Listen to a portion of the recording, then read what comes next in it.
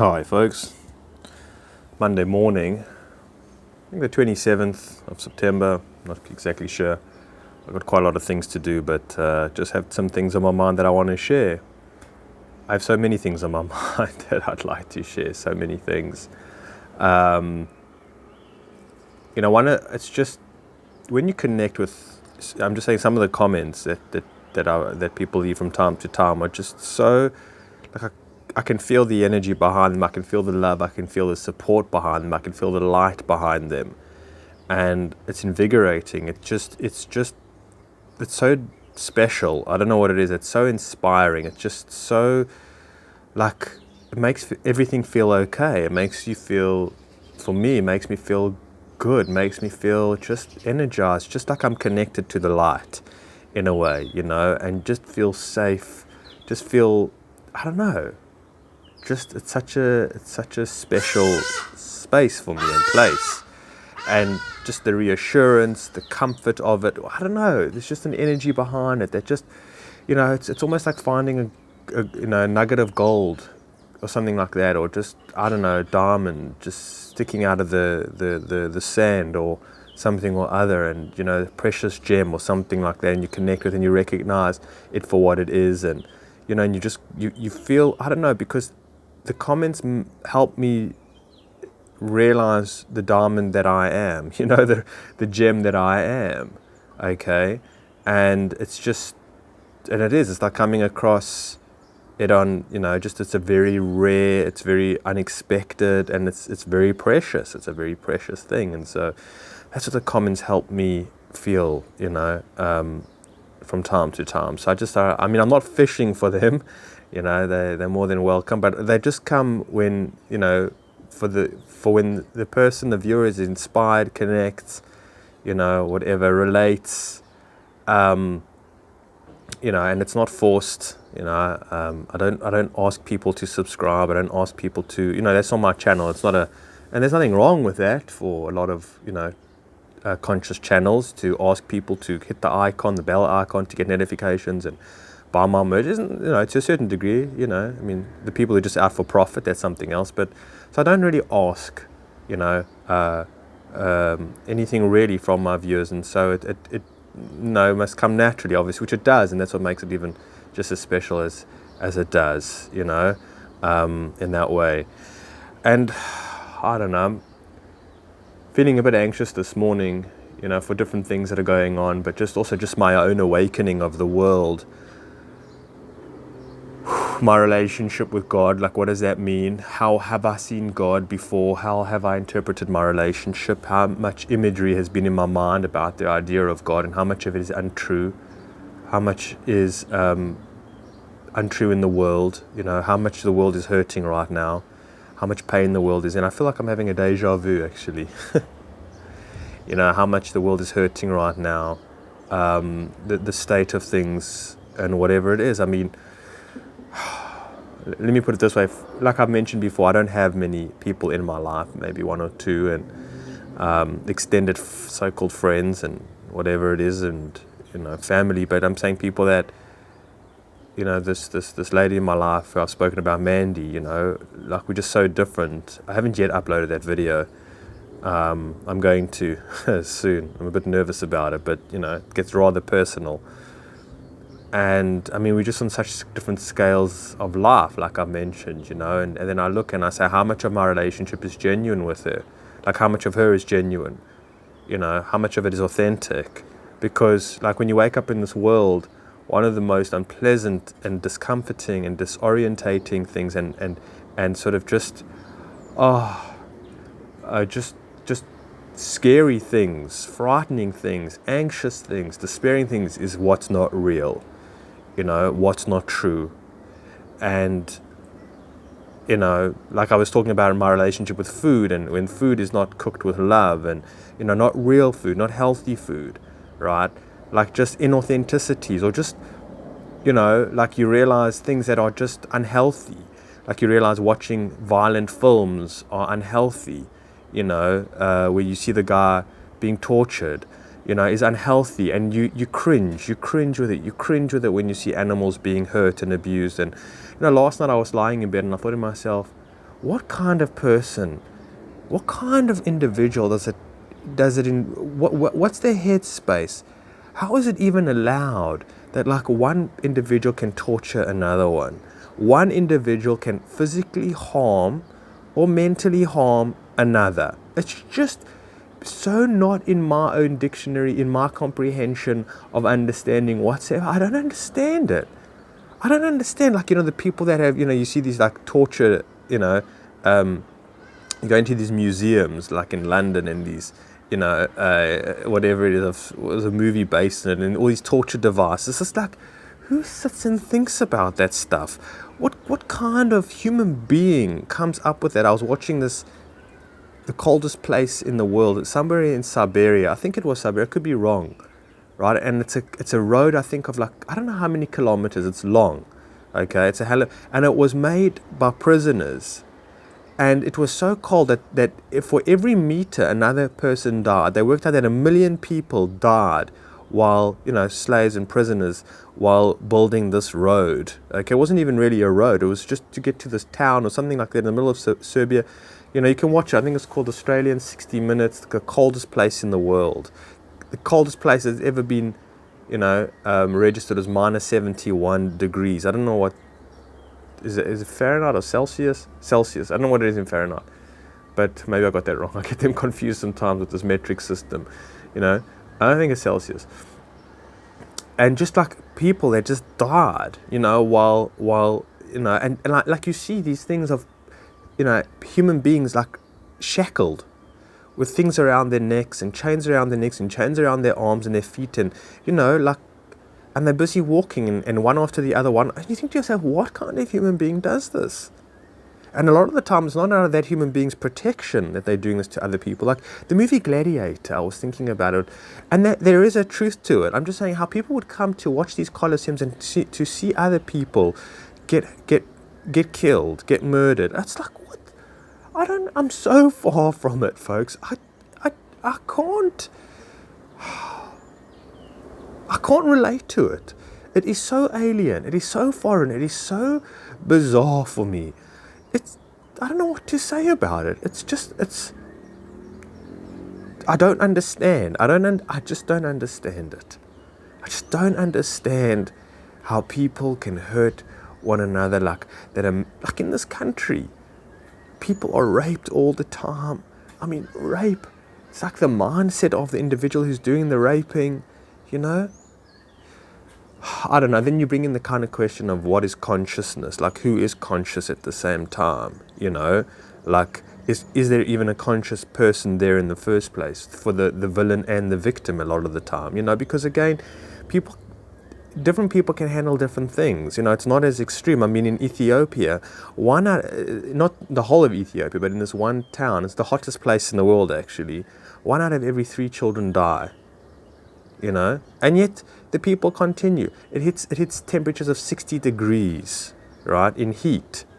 60 degrees, folks. I don't know, again, you can do the conversion on Google and find out what that is for, in Fahrenheit. And like, it's just ridiculous. And so these people, it's like death, and they're constantly at war with their neighbors, and it's drought, and it's like, you think to yourself, like, if you took that in suburbia here where I live, where every 3rd child died, I mean, people would be absolutely finished. They wouldn't be able to handle the trauma of it. They wouldn't be able to handle the living and continue. Like, that's how it goes. I mean, like some cultures, families are divided. Like, my mother has a domestic worker that's lived with her for about 15, maybe 20 years. Let's say 15 years, and her home and her daughters are like, an 8-hour drive away. And she sees them maybe once a year. And she's like, okay with them. It's okay with that. It's just, but different cultures would be like, no, I can't be without my children. I can't grow up with them. I can't leave them. It's different, folks. I don't know if that's making sense, but there's different sensitivities, right? Like when I was living in the village, or next to an African village, and people would die like every 2nd week, every 3rd week, and they'd have a funeral and they would get a piss up, and they'll just carry on. Like it wasn't such a big deal. I mean, in India, but that's also a spiritual belief, the people die, it's no big deal. Like some people can live in absolute poverty, like strict. But you get used to what you live in, right? You become, used to it. Like you can't take a person from suburbia and put them in an African village or like in the middle of Ethiopia experiencing 60-degree heat and think they're going to survive, with all the with everything else that's going on. That's why it's very hard for people from first world countries to come to third world countries and do goodwill or something like that.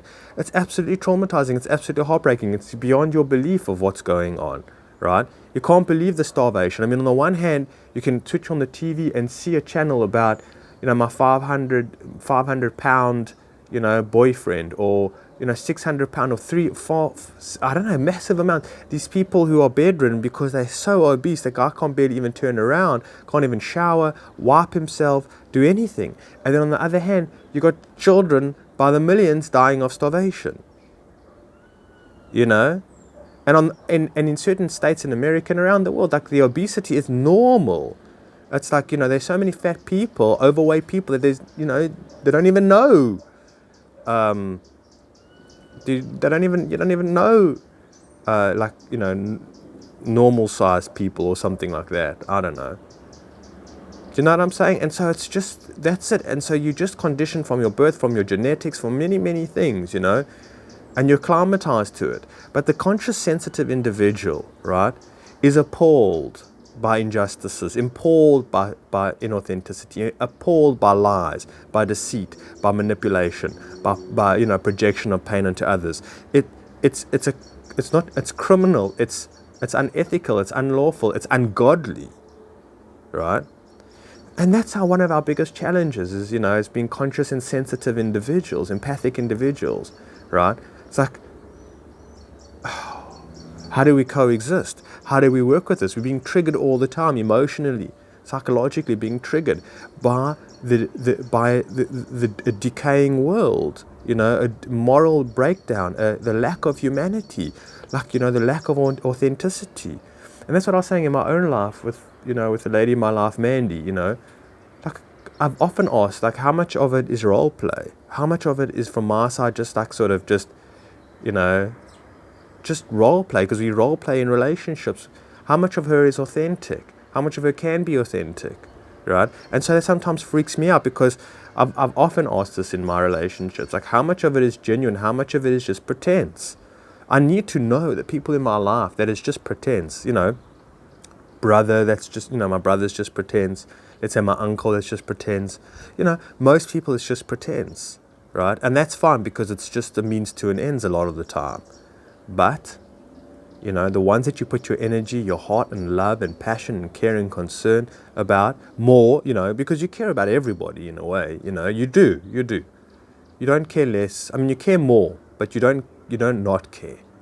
You don't not care about human beings. Do me a favor. Even though they're sheeple, even though they get what they deserve, you reap what you sow, even though there's karma, even though it's like, your learned helplessness, they play the victim, they play the narcissist, whatever it is, you still feel sorry. At the end of the day, to see your enemy fall, for me, is not a pleasant thing. I don't have any gratification. I don't have any joy from it whatsoever. I feel sorry for them, and I don't wish vengeance, and retribution in a way. I don't know. I think, there's a universal law and that will take care of things, type of thing. I mean, obviously when I'm being, when I'm involved in a situation like that, I obviously want, my anger is there, which is healthy, my rage is there, my injustification, my hurt is there, and I want to just, let them reap what they sow, and get what's coming to them and have justice served. But sometimes injustice, so-called justice, is served or something like that, like people of the world. It's like, well, so how much of this is by our own unconscious, by our own, willingness to be part of a collective, to lose our soul and spirit? How much of it is really, manifested and manufactured out of our own lack of courage, commitment, sacrifice for good, for beauty, for truth, for authenticity. And so it's like, you know, is it not what we deserve? I mean, even when I watch these guys with, 400 pounds, I think it's 400 pounds, 500 pounds, I just feel sorry for them. I feel sorry for them. It's like, oh, you deserve it. And they were doing some research, and they were saying that people that watch these reality TV shows are people that are, sick or overweight or challenged in different ways or whatever it is, having a bad relationship, abuse. Like, they've realized that people feel less sensitive to their story for some reason or other. They actually they go more for the, well, they deserve it type of attitude and, type of thing. And you reap what you sow. There's little empathy, in that way. And for me, it's the other way. It's the other way around. When I see it, I'm like, I just feel sad. When I see, I don't know, things are based on love. This morning, I'm just looking at two birds here. This morning, I put some bread out for the birds. And there's a lot of bread out everywhere. And the one bird was picking up the bread and putting it in the other bird's mouth. Now, why was it doing that? Because there was plenty of bread everywhere. But there's two birds. They're sitting right next to each other here. It's a very cold day. It's overcast. It's been raining. And they're sitting right next to each other, huddled up. And they're feeling something. They're feeling an energy there. No, they're not social distancing. No, they're not wearing masks. They're just sitting. I wouldn't be able to show you because it's, the camera's not good enough. But, and they're just with each other's company. They're just enjoying each other's company, that space. There's a protection in there. There's, obviously there's two of them. There's a comfort in them, or something or other. My neighbor wearing her mask, nice lady. And I can respect her. Like I've said before, I don't know where that talk went, but I can respect people. Like, for me, when I do engage with her, I do put on my mask, and I respect her because she's, she hasn't even gone to the hairdresser. She's got, she's got like grey hair coming out most of the way, and she hasn't gone to the hairdresser. She does the absolute essentials, and she's probably in her early 70s. Even though that I know what it's about and everything like that, I still honor that, and I still say, sure, I'll make you feel comfortable. I don't want to scare you. I don't want to make it unpleasant for you. I don't want to make it uncomfortable for you, and I don't feel like I'm losing myself in doing that for you. Anyway, so I was putting the bread out, and these two birds, the one bird is just feeding the other one, taking the bread, going up to it, and no. Like, why are you doing that? They're doing it because they can show affection. They're taking the opportunity to show love, to experience love, to feel love. That's beautiful. Just, yeah. If I'm sensitive to, if you're sensitive enough to feel it, and you can feel nature's love, except for mosquitoes, like I said before. And monkeys, I don't know, some monkeys, I just don't see them, they're very, well, they are, but it's very, like, you scratch my back, I scratch yours type of thing. They're like human beings in a way, right? Or we like monkeys or something like that. It's you scratch my back, I scratch yours. It's all about status, it's all about hierarchy, it's all about position and things like that, in competition. It really is. So I don't really see much love there, but there are different troops of monkeys, that different species of monkeys, I suppose you call it, that are definitely more affectionate and, whatever it is. Even rats, they love climbing on top of each other, and enjoying each other's company and, playing with one another. It's just, that's what nature's about a lot of the time. Okay, it's brutal, there's no question about it, but other time it's just play. It's just play, it's just love, and a lot of it is biological, and I don't think animals have choice at the same time. That's a whole nother question. They have kind of type of experience or something or other. I was watching this documentary yesterday. It's the most disturbing documentary I have watched. The most disturbing, and maybe that's not fair to say, because I don't really watch these animal documentaries, these where, battery farm chickens and, gulag type of, cows, pigs, whatever, you know what I'm saying, what are they called, these farms, the normal farms of where we get our meat and chicken from and whatever, like the brutality that goes on there, whatever it is. And I suppose, like, I don't watch the videos on animal testings, when they're testing a cosmetic product to see if it's safe or something like that. Like, I'm talking about more on the human conscience. Well, I don't know, but so I don't really watch those. But let's say for the last year, at least for the last 2 years, this documentary was the most disturbing, unsettling, and the most alarming documentary that I have seen. I don't know what it's called. I'll include it in the link below. If I remember, I hope I do. If I don't, comment, and I'll put the link in regards to social media, cell phones, internet, television, and what it's doing to the consciousness of the youth in today's world. And what I can say is that it's just game over. It's game over. I was watching one of these TV series. I don't know if I'd really recommend it. You can watch the trailer. It's called People of Earth. It was sort of a slapstick comedy. No, it wasn't slapstick, it was just a comedy, but a truth. Like, they dropped so many conspiracy theories in there. They covered so much ground. It was just alarming to see. It's like, and it's up to date, like what's going on. Well, I watched it about maybe 4 years ago or 3 years ago. People of Earth. Just watch the trailer and see what it's about. Gets into extraterrestrials. It gets into not every conspiracy, but a lot of conspiracies, okay? And so, one of the things is about that there's an alien invasion happening. And the alien says to one of the humans, he says, we don't really need to invade you. Like, it might come, but he says, we've already invaded you. He says, a long time ago. He says, we have everybody staring down at their screens all the time, and involved in this kind of world, addicted to these devices that, whatever. And so it's like, here comes the rain again. Addicted. And children, these games like Candy Crush, how they introduce the gambling aspect to it. Like, it's a gamble a lot of the time, and a lot of these games are based on, gambling, and how they, you're more susceptible, well, if you are involved in addictive gambling behaviors as a child, like even when you refresh your Facebook or your Instagram or something like that, there's a gamble, right, and what's coming up and what you're going to see. It's like a slot machine. And they say that, people are going to be more prone to addiction, with these kind of devices. That's just a tip of the iceberg, folks. This documentary is about an hour and 30 minutes long, 25 minutes long. I'm not exactly sure. I watched only the first 25 minutes, and I just felt ill.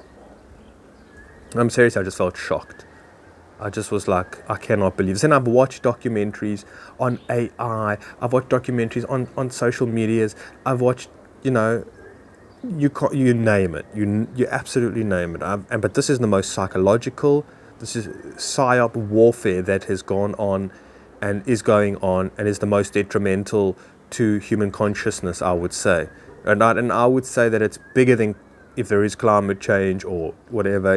Like world natural changes, food resource scarcities or something like that. Peak oil. Overpopulation, viruses. I mean, do me a favor. Compared to CV or whatever, the big pandemic. It's game over, folks. It's like, from that point of view, I'm sorry to say, it sounds so despairing, but it's game over. The Trojan horse. And like, just watch the documentary. Watch 25 minutes of it. Just watch the first 25 minutes of it, okay? And tell me it's not game over in a certain way. I mean, I still have hope. I'm not, again, evolution. I was listening to Michael Tsarian, and he was breaking it down beautifully. He was saying that evolution, you take one step forward, you take 10 steps back. He says it's hard to say whether the world is ending or it's beginning, because we're still in the process of it.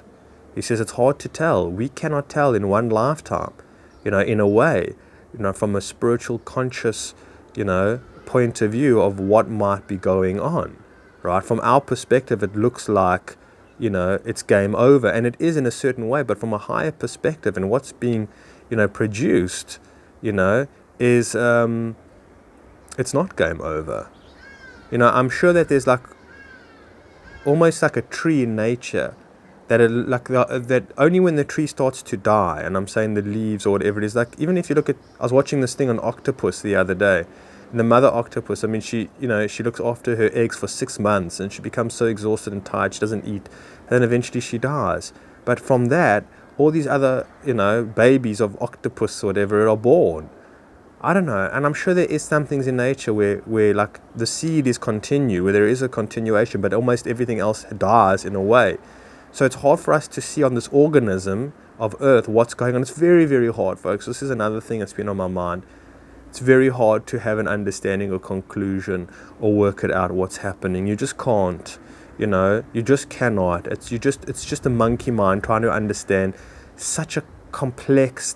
I mean, it's all based on love, but the intricacies of it is so complex, right? It is so well put together. It is so intelligent, folks. We just don't have the ability to it.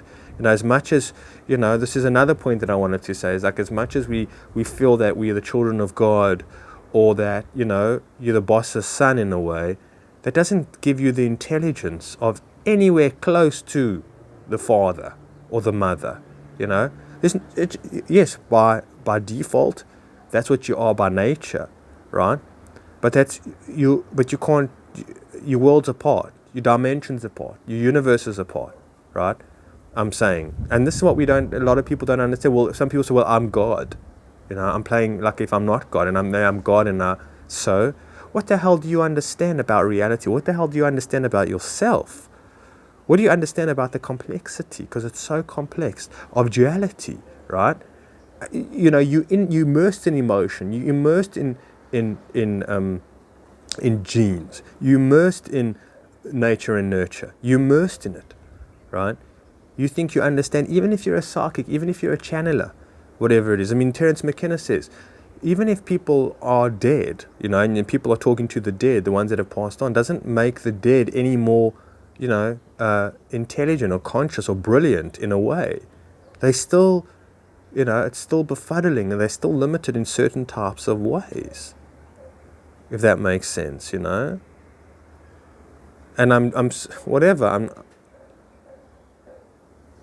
it's big, folks. It's massive, and so it's hard. It's hard for us to tell. So some people, well, I'm God. Look at me, and I want to get into like a comment that somebody left on my channel, and I want to discuss it because I don't agree with it. And I think we must be open to discussion. About this idea of like destiny. Well, if everything's already happened and all the decisions have already been made, and everybody has already died, and that it's just an experience, why not just enjoy it? Something like that. And I really want to get deep into that, this understanding, because I feel that it's quite new agey and new agey, it's new age. And I want to get more into it. This idea that like, if we just have this thought that it's all okay, then it will be. If we just trust in the love, if we only come from, these are just, it's a lot of times wishful thinking, it's impractical, there isn't critical thinking in it. Anyway, I know I'm getting carried away. I mean, there's many things I want to say, and I will potentially get further into these, these topics of discussion. But what I'm saying is that,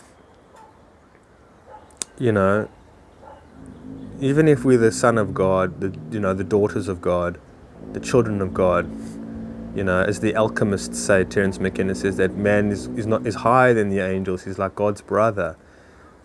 But still, in essence, yes, but in mind, on soul level, on our own level, we still, very infantile, so infantile, like for example, I don't know, let's say Mark Tyson has a child. I'm sure he's got a child, but even at the age of 5, that child is not going to have the skill, the facility, the ability, the know-how, right, or the strength, whatever it is, to be world champion. At that age, cannot be, and maybe it's not even for that child. But I'm just saying, just by default, just doesn't give, all the insight, all the quality, all the position, everything. You just don't inherit it just like that. You don't. And even like if an indigo child that's born, these very highly intelligent, genius children, sensitive as anything, can paint and draw and play the piano, at the age of 3 years old or something like that, or whatever it is. They can use an iPhone with their eyes closed, and they can program at the age of 7 or something like that. Still, the the ethics, the morals, the decisions, the choice, the connecting with the spirit, with God, with the inner child, with the soul, with the spirit, with the duality of things, with your dreams, with the mystery of things is still there.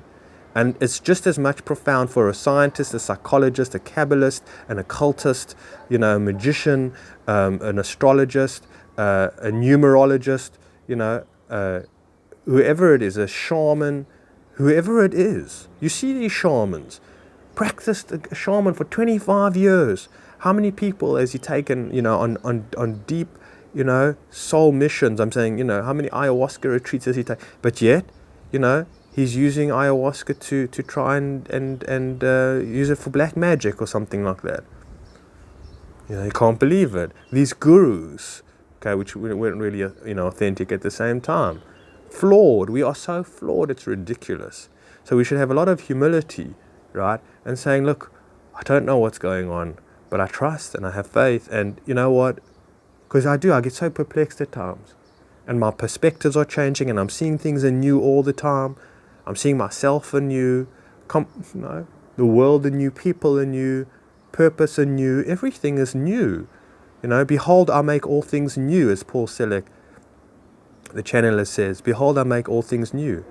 And he's saying like a lot of our history, a lot of ourselves, emotions are coming up so we can re-see it, and re-understand it from a higher state of consciousness. It's beautiful, beautiful, right? So we can see, we're not seeing from our old self, from the small self, if you will. We're seeing it from the higher self. We're seeing it from the upper room, as he says. So we're understanding it. So all things are new. When I hear that there's nothing new under the sun, I say that's such a lie. Because you never stand in the same river twice. So don't tell me it's not new. Novelty all the time, Sounds like such propaganda. That just for myself sounds like such matrix machine control. There's nothing new under the sun. Then there wouldn't be a reason for life itself to exist. It's based on novelty, It's based on individuality. It's based on choice. It's based on the what ifs, So you can see there's a lot going on for me this morning, as there just generally is. And I have no one to talk to. Not a soul. But I do have you folks, And if you were here in the flesh, I wouldn't get anything done that I need to get done. Even now, I've been speaking for almost 33 minutes. And I've neglected my chores. But for good cause. But I'm saying, us folks, we live together. But we would organize our lives in a different way. We would, But it would be very simple. I don't know. I mean, very simple living. Chop wood, carry water, make houses, clothing. What I'm saying, if we're absolutely self-sustaining. I don't know.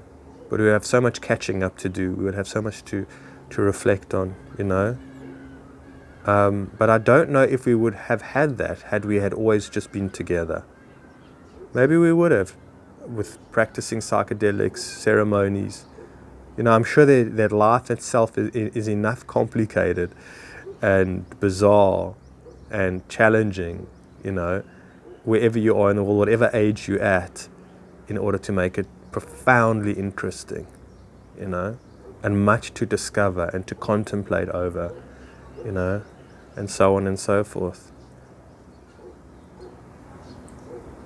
Yeah, folks, so thank you for being there and taking the time and participating with me and traveling on this journey with me, accompanying with me and able to reflect back to me what is authenticity, what is love, what is truth, and it's in a very high form, Because again, that's what I was saying at the beginning of this video. It's such a high quality from a conscious, alive, soulful individual, divine connected, individual. So the presence of it, the energy just there is so, so yummy. It is, it's gorgeous. It's so, oh. And So I really appreciate it, and I'm really blessed. I'm really blessed. So thank you for playing your part and making this possible for me. All right, folks. With that, I wish you well. Much love. Take care.